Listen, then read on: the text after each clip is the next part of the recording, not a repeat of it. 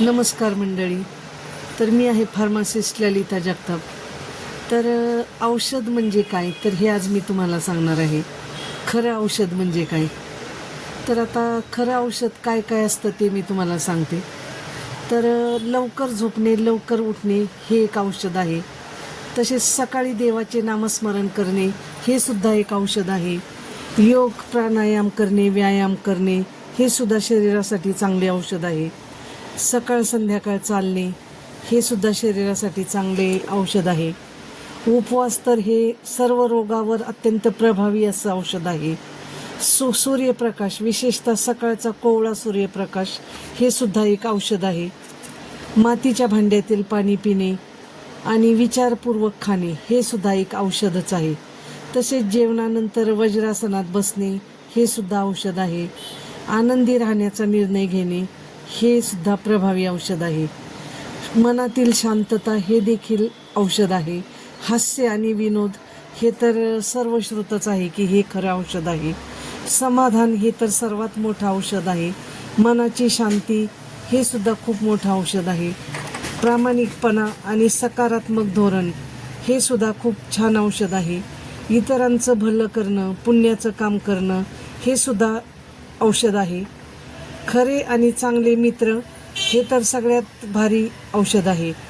कारण औषध म्हणजे फक्त बाटली आणि गोळ्यातूनच असतं असं नाही आहे. औषध म्हणजे हे सर्व मी आता जे सांगितलं तुम्हाला, तर ती सगळी औषधच आहेत. तर अशी आपली गोळ्या औषधं खाण्यापेक्षा वरचं जर आपण विचार आचरणात आणले तर आपल्याला कमीत कमी औषधांची गरज लागेल आणि आपलं आयुष्य आपल्याला मस्त आनंदी जगता येईल.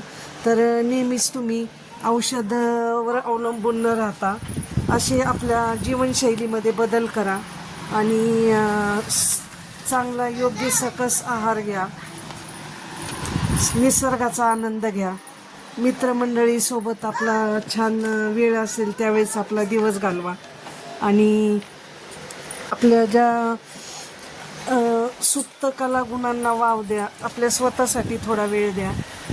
तर असं जर तुम्ही सगळं केलं तर तुम्हाला खूपच कमी औषधांची गरज लागेल आणि तुमचं जीवन पण आनंदात जाईल. तर मला जे वाटतं की बाबा निसर्गाच्या सानिध्यात राहिलो आपण तर खूपच आपल्याला पॉझिटिव्ह एनर्जी मिळते आणि खूप आनंद आपल्याला मिळतो.